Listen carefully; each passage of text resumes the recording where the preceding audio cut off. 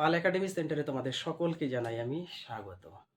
আজকে আমরা একটি নতুন জিনিস শিখব, সেটি হচ্ছে ক্লাস থ্রির যে সমস্ত ছাত্রছাত্রীরা পড়াশোনা করছো ক্লাস থ্রিতে, সেই সমস্ত ছাত্রছাত্রীদের জন্য আজকের এই টিউটোরিয়াল। ক্লাস থ্রির ইংরেজি বইয়ের অ্যাক্টিভিটি 4 যদি তোমরা বার করো তাহলে দেখতে পাবে সেই পেজে 1, 2, 3, 4 এই 4টি সুন্দরভাবে সেন্টেন্স লেখা আছে এবং এই সেন্টেন্সগুলি সম্বন্ধে আমাদের জানতে বলেছে। কি জানতে বলেছে? এই যে একটু খেয়াল করো, আমি লিখে রেখেছি সেটি কি, হু অ্যাম আই। হু মানে হলো কে, অ্যাম মানে হচ্ছে হই, কে হই, আই মানে হচ্ছে আমি, অর্থাৎ আমি কে হই বা আমি কে, এই বিষয়ে আজকে তোমাদের এই টিউটোরিয়াল। বোঝা গেল? তাহলে অ্যাক্টিভিটি 4 তোমরা বের করবা এবং সেখানে দেখবা যে এই 4টি প্রশ্ন লেখা আছে।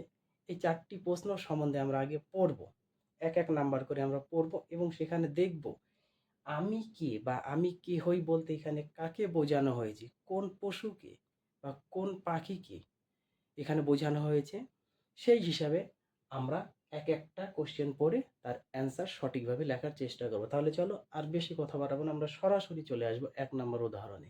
কি আছে একটু আমরা পড়ে নিই।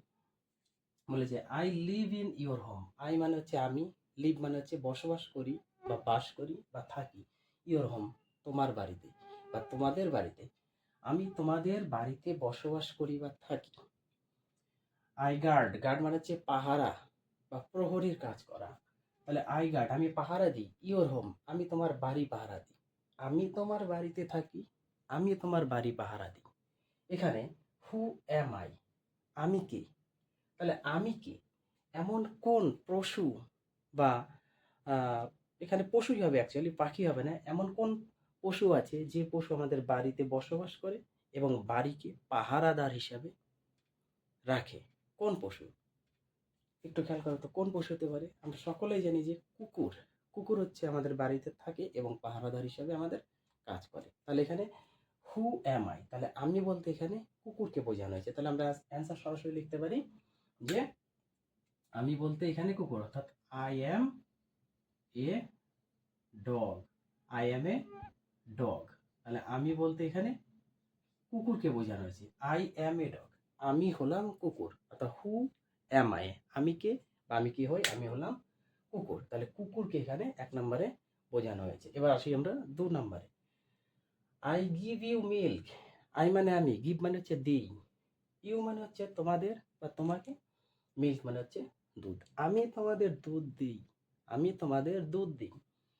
আই সে আমি বলি বা আমি ডাকি, এম ডবল ও ম, ম ম, ম ম, অর্থাৎ ম ম, ম ম কথার অর্থ এখানে অনেক সময় পশু মা মা করে যেটা ডাকে সেটা হচ্ছে এখানে বইয়ের ভাষাতে মানে তাদের ভাষাতে ম ম বলা হয়েছে। তাহলে আমি তোমাদের দুধ দিই, আইসে আমি ডাকি ম ম করে। তাহলে ম ম করে কোন পশু ডাকে এবং কোন পশু আমাদের দুধ দেয়? মনে করো তো, এটা একটা আছে, সেটা হচ্ছে কাউ, গরু। গরু হচ্ছে ম ম করে ডাকে এবং আমাদের দুধ দেয়। তাহলে হু অ্যাম আই, তাহলে আমি বলতে এখানে কাকে বোঝানো হয়েছে? কাউকে বোঝানো হয়েছে। তাহলে আই অ্যাম এ কাউ, তাহলে আমি হলাম গরু, অর্থাৎ আমি বলতে এখানে এ কাউ একটি গরুকে বোঝানো হয়েছে। এবার আসি 3 নম্বরে। আই গিভ ইউ আমি তোমাদের দিই, এগ, এগ মানে হচ্ছে ডিম, আমি তোমাদের ডিম দিই। আই ক্যান, ক্যান মানে হচ্ছে পারি। সুইম, সুইম মানে হচ্ছে সাঁতার কাটতে, আমি সাঁতার কাটতে পারি, আমি তোমাদের ডিম দিই। তাহলে এখানে কোন পাখি? একটা পাখি হবে, সেই পাখিটির নাম কি? যেটা করতে বলেছি প্রত্যেকটাতে তোমাদের করতে বলছে হু অ্যাম আই, আমি কি? তাহলে আমি বলতে এখানে হাঁস, হাঁস আছে না, হাঁস জলে সাঁতার কাটে এবং আমাদের ডিম দেয়। তাহলে এখানে আমি বলতে হাঁস, হাঁস ইংরেজি হচ্ছে ডাক, ডাক মানে হচ্ছে হাঁস। তাহলে আই অ্যাম এ ডাক, ডি ইউ সি কে, ডাক, আমি বলতে এখানে হাঁসকে বোঝানো হয়েছে। এবার আসি 4 নম্বরে। আই পুল, পুল মানে হচ্ছে ঠেলি বা ধাক্কা মারি বা টেনে টেনে আনি। হুম। দ্য কার্ট, কার্ট মানে হচ্ছে গাড়ি, কার্ট মানে হচ্ছে গাড়ি, অনেক সময় গরুর গাড়ি হিসেবেও ধরা হয়। তাহলে এখানে আমরা গাড়ি ধরবো, আই পুল দ্য কার্ট, আমি গাড়ি টেনে টেনে আনি বা গাড়ি ঠেলে ঠেলে আনি। আই প্লাউ, প্লাউ মানে হচ্ছে নাঙ্গল দেওয়া বা চাষ করা, আমি চাষ করি। দ্য ফিল্ড, ফিল্ড মানে হচ্ছে মাঠ, আমি মাঠ চাষ করি। তাহলে আমি গাড়ি টেনে টেনে আনি, আমি মাঠে চাষ করি। তাহলে কে? Who am I? তাহলে আমি বলতে এখানে কি কি আছে, যেটা হচ্ছে গাড়ি টেনে আনে এবং মাঠ চাষ করে, সেটা হচ্ছে আমাদের বলদ, তাই না? বলদ হচ্ছে গাড়ি টানে এবং মাঠে চাষ করে। তাহলে বলদের ইংরেজি হচ্ছে বুল। বুল হচ্ছে আমাদের বলদ। তাহলে এখানে আমি বলতে I am a bull, B U double L, bull. অর্থাৎ আমি বলতে এখানে বলদকে বোঝানো হয়েছে।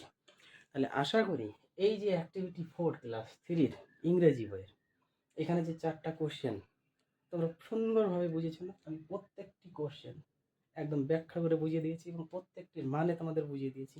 আশা করি তোমাদের কারো কোথাও সমস্যা নেই। তাহলে চলো আবার দেখা হবে তোমাদের সাথে আমার পরবর্তী পার্ট নিয়ে। এই 4টি কোশ্চেন তোমরা একটু সুন্দরভাবে মুখস্থ করে দাও। আবার দেখা করব তোমাদের সাথে। তাহলে আজকের মতো এখানেই শেষ করছি।